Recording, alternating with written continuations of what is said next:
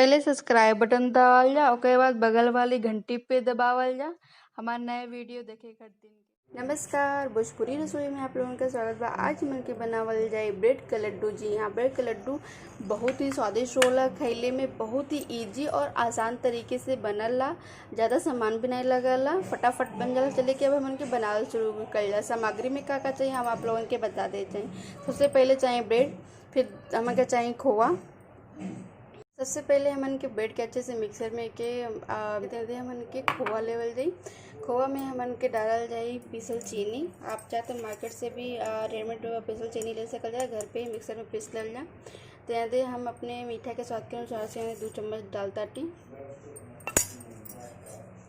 अब ओकर बाद में हमन के डालल जाई ड्राई फ्रूट, काजू बादाम उनका आपके जमन मन करे ओमे आप के डाल सकल जाला।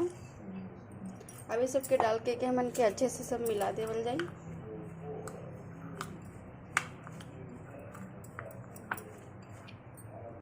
ये देखल जाए तो सब कुछ अच्छे से मिल गई बा। अब एक मन के किनारे रखल जाए, के पीस लेवल जाए। अब के साइड में रखल जाए। अब दूसरी तरफ आप यहाँ पे देख सकल जाला कि हम तैयार कर ले बाटी। हमें खोआ, काजू बादाम, किशमिश, पिसल चीनी सब कुछ मिक्स करके रख दले बाटी। अब चलिए हमन के बनावल शुरू कर लिया। चलिए देखिए कढ़ाई के रख दिले बाटी। अब हमन के में घी डालल जाए। घी बस नाम मात्र का चाहिए, ज़्यादा घी हमन के बिल्कुल भी नहीं चाहिए। ये देखल जा हम 1 चम्मच के भी आधा चम्मच से घी ये डालता आटी। ये घी गरम हो गई बा। अब हम के में ब्रेड डाल देवल जाए।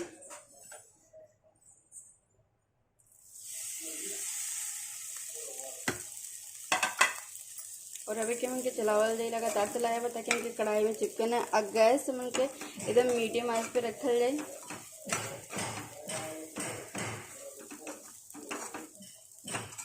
ब्रेड के ज़्यादा भुने के नहीं बा, बस इतना चला देवल जाए। ब्रेड के मिक्स कर दे कि घी में अच्छे से मिक्स हो जा।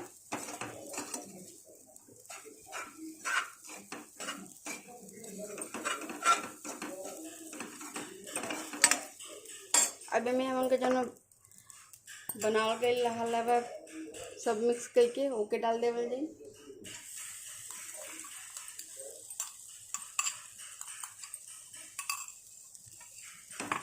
अब एक हमन के मिक्स कर दे एकदम।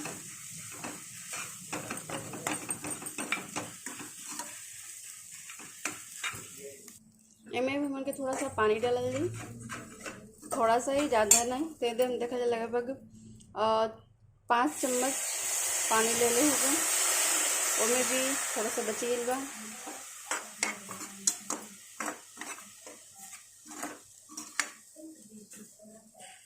अब एमे हमन के मिल्क पाउडर ऐड कर जाए। जी हाँ, एकदम मिल्क पाउडर ऐड कर ताटी।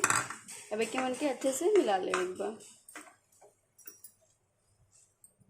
ये देखल जा ये सब हमन का मिक्सर एकदम सूख गल बा। एकदम समय के लगातार चलावे एक बा। हमें क्या करना, चला जाए तो कढ़ाई में एकदम से पक के जल जाए और स्वाद बिगड़ जाए।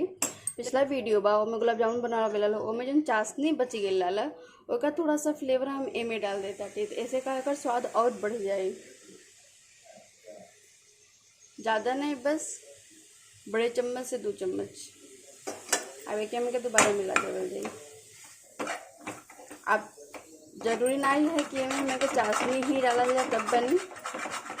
आपके अगर पास चाशनी बसल और है तो आप डाल सकल जाला, नहीं तो आप जैसे जितना अभी तक सारा सामान डाल के बनाल गए बस उतना ही काफ़ी बा। जब तक हमके कढ़ाई मतलब पूरा एकदम छोड़े नहीं लगा तब तक चलावल जाए। तो लगभग हमन के ये बन के तैयार हो गई बा। अब हमन के गैस बंद कर देवल जाए। तो ये देखल जाए हम सारा निकाल ले बाहर। अब एक हमन के लड्डू बनावल जाए। पहले हाथ पे घी लगा के हाथ चिकना कर लेवल जाए। याद रहे थोड़ा ठंडा हो जाए तब बनावल जाए, ज़्यादा गर्म भी नहीं बनावल जाए।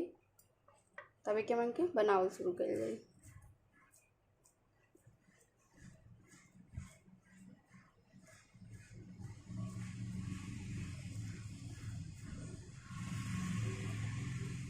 ये देखल जा ये बन के तैयार बा। एक काम और हम कल जाए कि कोट कर देवल जाए गरीब बुरादा में कुछ एक तरह से। अब ऐसे ही हमन के सारा बना के तैयार कर लेवल जाई। ये देखल जा हमन के ब्रेड का लड्डू बन के तैयार हो गल बा। बहुत ही स्वादिष्ट होला खैले में। एक बार आप लोगों ने के जरूर बना के ट्राई कल जाए। नीचे कमेंट बॉक्स में जरूर बताओ जाए, अपन एक्सपीरियंस जरूर शेयर किया जाए। जल्दी मिलो अपने नए रेसिपी के साथ, तब तक के लिए नमस्कार।